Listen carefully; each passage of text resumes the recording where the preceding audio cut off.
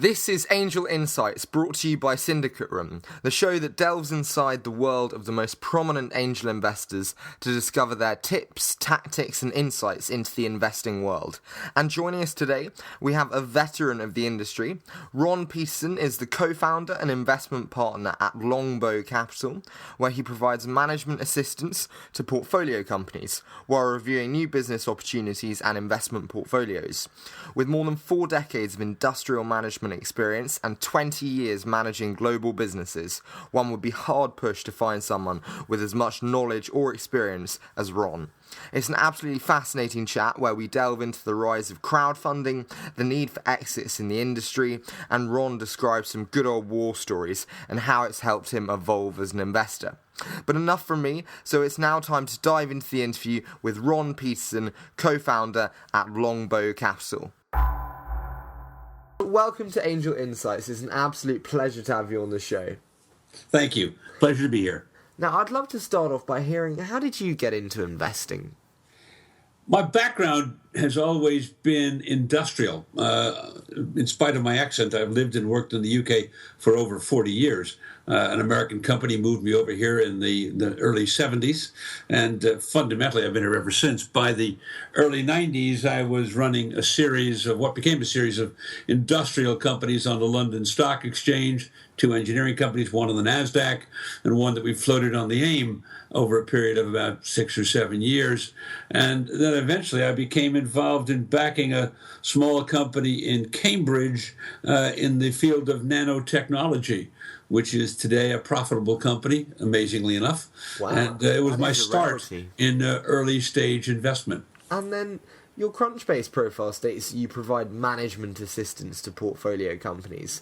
So why do you feel there's a greater need then for the support of early stage companies? When I set up with my colleague Edward Beckett the business we call Longbow Capital, we became involved with typically, let me call them inventors, innovators, who came up with great ideas. Getting the great idea is a unique skill, but actually executing it is every bit as hard. And it's unlikely that you'll find a great talented engineer or physicist who also happens to be excellent at management. So the reality is that almost every startup company needs help on the management front. I'll give you a quick example.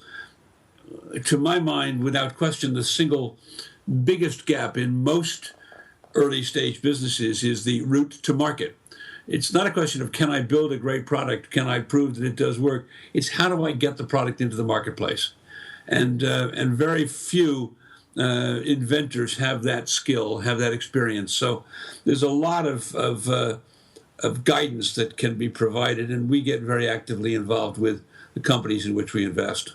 And you mentioned there about investing in the nanotechnology company and science companies, maybe with very technical founders. Is very heavy IP-based companies a must for you when investing? Well, it's just because of the nature of what we tend to invest in. In fact, in spite of the first experience being a nanotechnology investment, almost everything that we've done in the 8 or 9 years since that time has been in the field of health and well-being. So still very much a scientifically based investment focus, but with a health and well-being direction. In that case, just as in engineering or any of those things, the capacity to protect your invention, the capacity to protect your place in the marketplace through intellectual property is really important. So yes, I would say it's not the only thing, but it's one of those essential elements of a business plan that you've got a protectable intellectual property base. And what would you say are the other things then? You said it's not one of the essential must on its own, but what are the others that make up? Well, you start, first of all, you've got whatever you've got as an invention has got to meet an unmet need. You've got to have a device or a software program or a method of doing business that meets a need that's out there, demonstrable need that nobody else has met. If you can do that in a manner that is also protected by a strong patent portfolio, for example, that's the best of all worlds.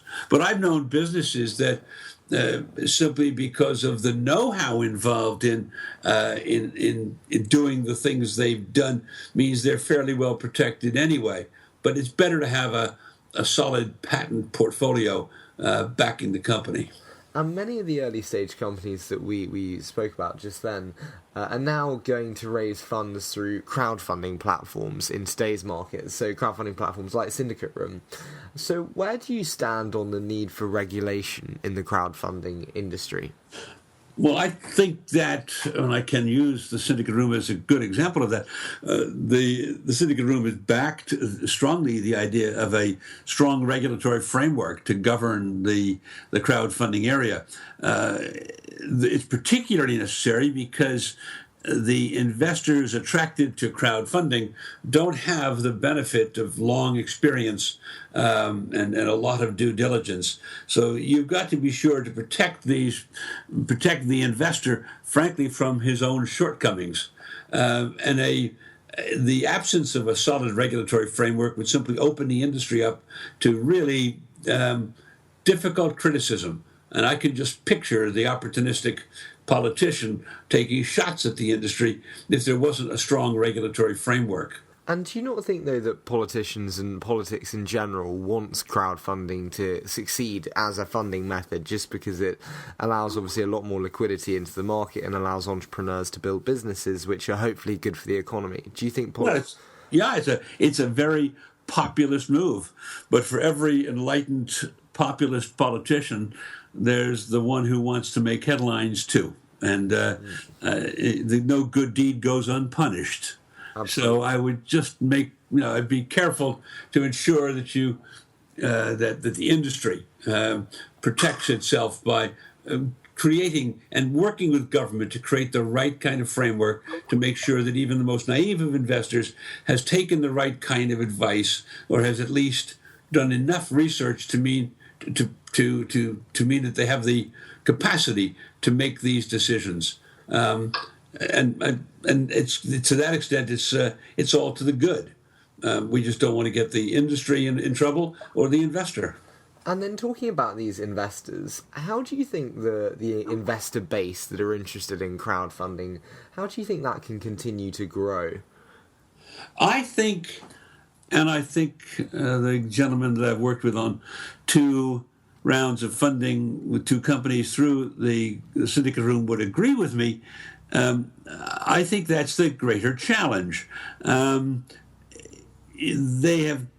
You've got to be able, and the SyndicateRoom and other crowdfunders have got to be able to appeal to an ever wider audience.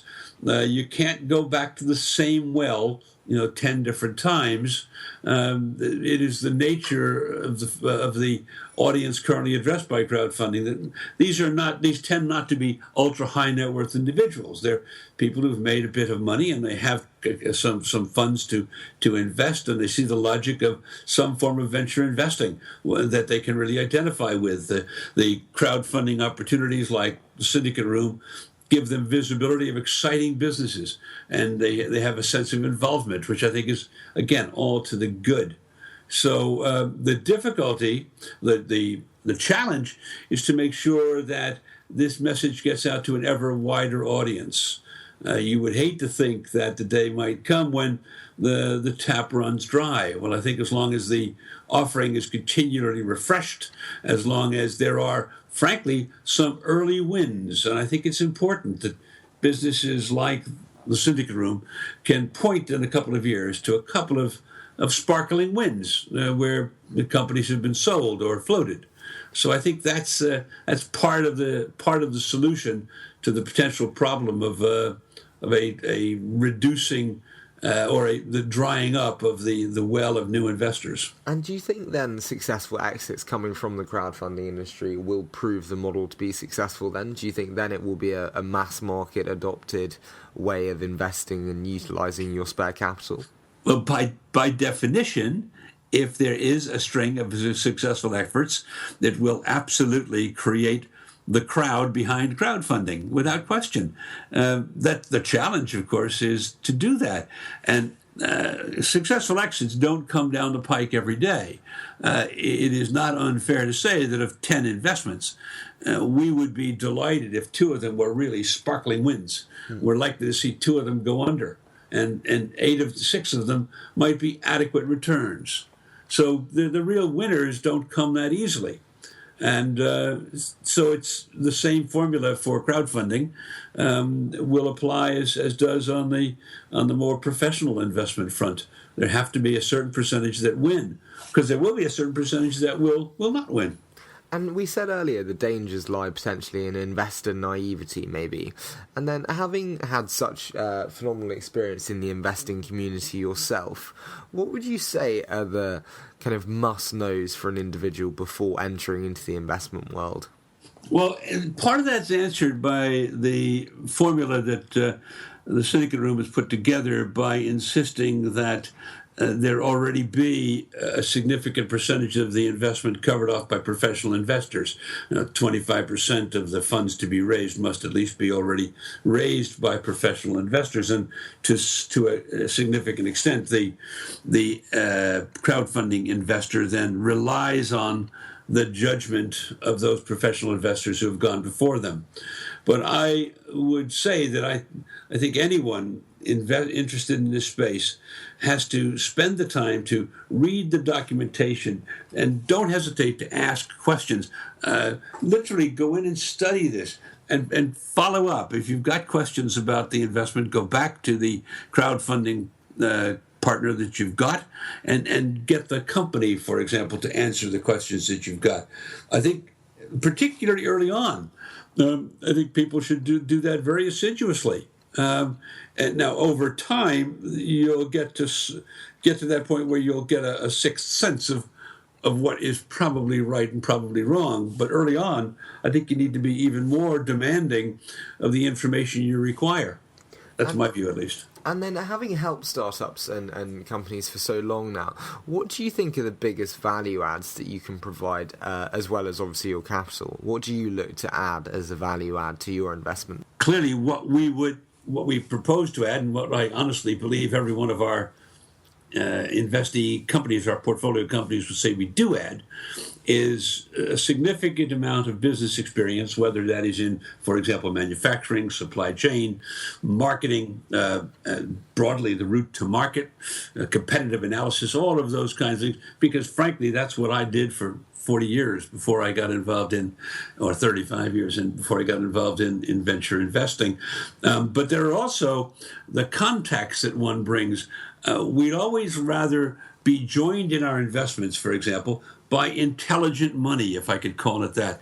That is, other investors who bring with them links into the marketplace and links into the professionals that can support these companies. So, for example, in a medical investment, if we've got a cardiac investment, which we do, one that we did through the Syndicate Room is Calon Cardio, a heart pump. Mm-hmm. If a new investor can come on side with us and they have links into the cardiac space, in technical terms, in medical terms, fabulous. Or that might be into links into other investors.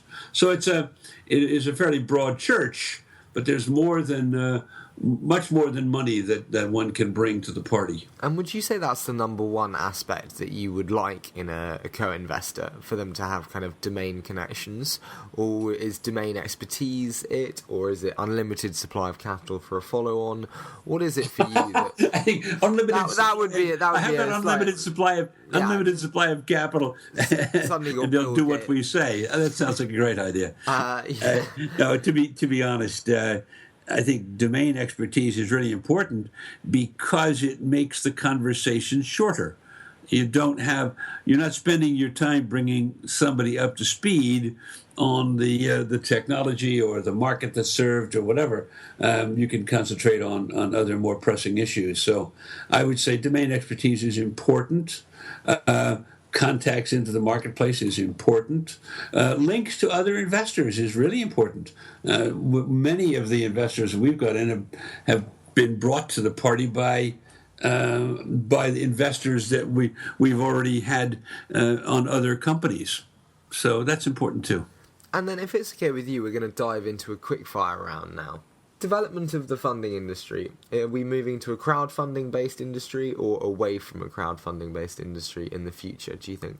I think we'll see more crowdfunding rather than less, but I don't think it will take the place of the broad VC-based venture investing professionals that are out there. I think it's additive. What do you think is the biggest misconception of angel investing? I think that it's a small curiosity that a bunch of boffins like to play with their money on a Thursday night with a group of guys in a friendly little club. It isn't. Venture investing is a massive industry. The amount of money invested by angel investors rivals that invested by professional venture capital investors. So it's very major. It's a very major source of capital. And then what's your favourite angel investing or investing resource, be it a book, a blog, a newsletter, a podcast?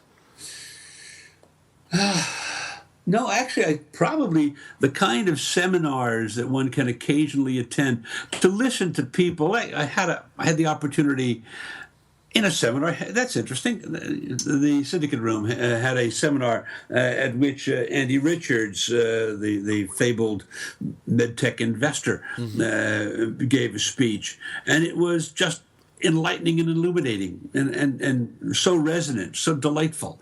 The man who founded Arm Holdings did one. Again, enlightening and exciting. So I think probably when you get the chance to be exposed to those people, that's the most important. And then most useful to me, anyway. And then what do you think the hardest aspect of investing is? Getting it right. bringing it home, because there are so many pitfalls. You can have the best damn technology. You can have the best damn invention in the world. But many things get in your way. It might be the competition. It could be regulatory change. Frequently, it's your own people. I mean, people can get in the way of the success of businesses. That might, in fact, be founders. And I know cases where they've been very benign. In other cases, as a business matures, the founder investors don't recognize that they have to mature with the business. So would you favour the hiring policy of hire fast, fire fast? I could say that that was the greatest lesson I had in running public companies and in running significant engineering companies. If I regretted any one thing, is that if I needed to make cuts, I never did them soon enough, and I never did it deep enough. And it would have been better for the company if I had reacted quicker and cut deeper in tough times. Equally, when something's really going well, I could look at cases where I should have backed it faster and thrown more at it. So yeah, being more nimble, more rapidly is fundamental. And then your investing ethos in a sentence. Try to find great people who have a product or process or system that answers a universal unmet need. If you can find that, and if you can grow that with them, it's just so exciting. And then finally, your most recent investment and why you said yes. Well, the most recent important investment has been we invest in stages in companies. And in the case of Calon Cardio, for example, the Welsh-based heart pump company, we've been given the opportunity to invest in that on 3 different occasions. And we've said yes to that most recently, put another $1 million of our investors' money into it, $1.3 million, simply because we remain convinced that it's going to save literally tens of thousands of lives in the years, maybe hundreds of thousands of lives in the years to come. Well, Ron, thank you so much for coming on the show. I've hugely enjoyed chatting with you, and it's been an absolute pleasure.